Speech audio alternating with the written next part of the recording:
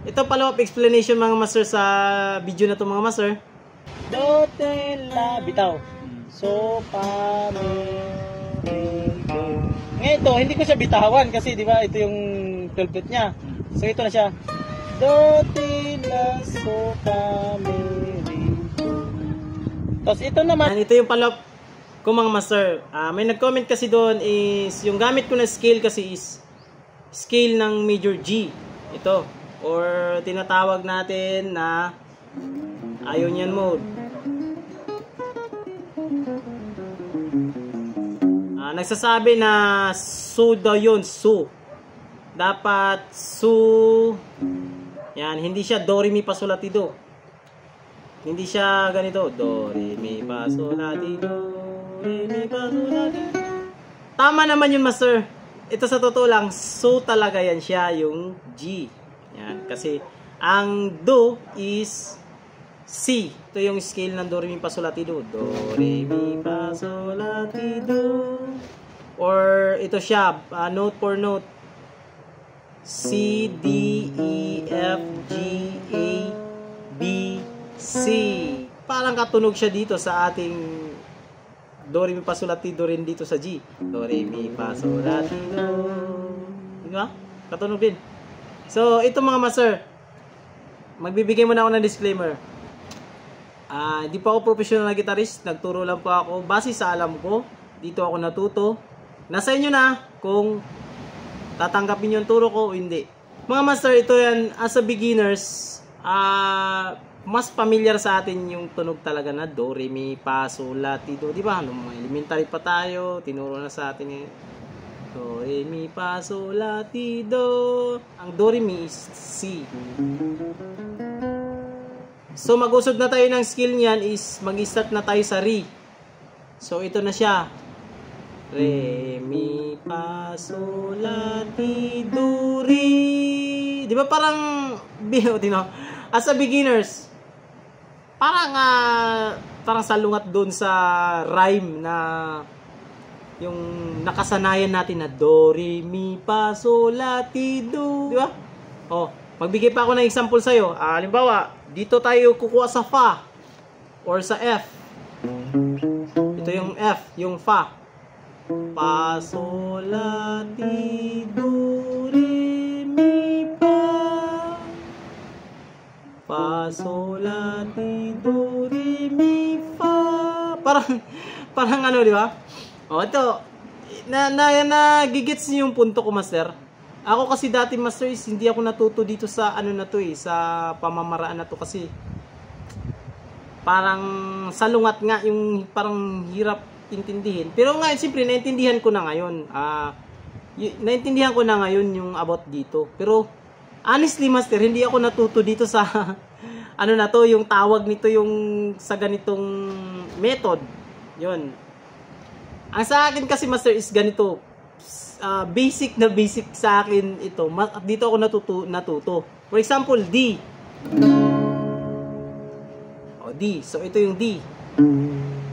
Kung babasahin natin yung professional na tawag nito, yung turo, yung talagang standard, pero hindi ko naman sinasabi na mali yun. Tama yun, tama po yun. Pero ito sa akin, yung turo ko, kung babasahin natin yun is, nasa D tayo is Re. Re, mi, fa, sol, la, ti, do, re. Diba? Get mo ako, master? Pero kung babasahin natin yung do, re, mi, fa, sol, la, ti, do. Do, re, mi, fa, sol, la, ti, do. Mas madali. Mi, fa, sol, la, ti, do, re, mi, fa, sol, la, ti, do. Yun. Yung point ko dito is kung saan yung key. Yung sa akin, master, ito yung dito ko natuto Halimbawa, for example, yung key natin is G. Iyon na yung do ko. Yun yung nakatanim na agad yun sa isip ko na ito na yung do. Sa pamamagitan ng method na to, master, yung kung saan yung root, nandun yung do. Do, re, mi, fa, sol, la, ti, do. Example ko, master, itong happy birthday to you. Yan. So, isang phrase na tayo, mga master. Happy birthday to you. Tono yan, mga master, So, kukunin natin yan sa do, re, mi, fa, sol, la, ti, do. Do, re, mi, fa, sol, la, ti, do. So dito siya.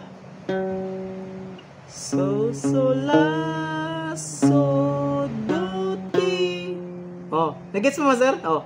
Do, ti, la, so, fa, mi, re. So, para sa akin, mas madali pag ganun yung pattern or mas naintindihan ko. Pero of course, kailangan din naman natin yung pag-aralan. Ito yung dito ako natuto master, pero later ko na nalaman na hindi pala ito yung tama na pag ano ng do re mi fa sol la ti do.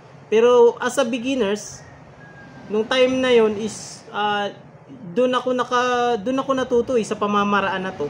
Yun sa mga turo ng mga matatandang mga gitarista. Yung reels ko na yun na ang daming mga ano doon, ang daming nagko-comment doon.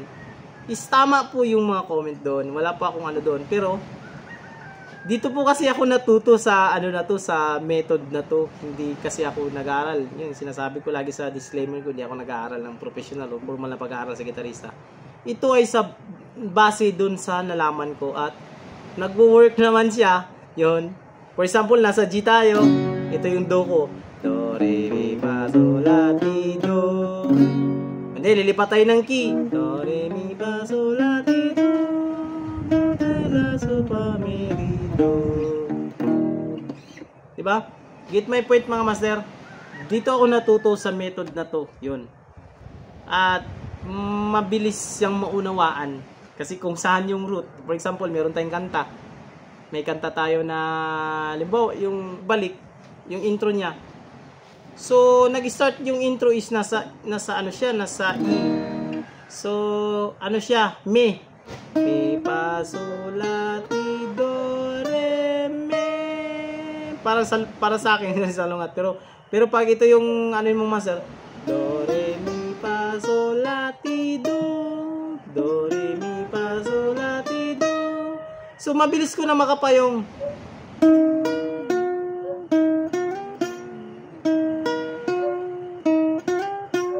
Diba?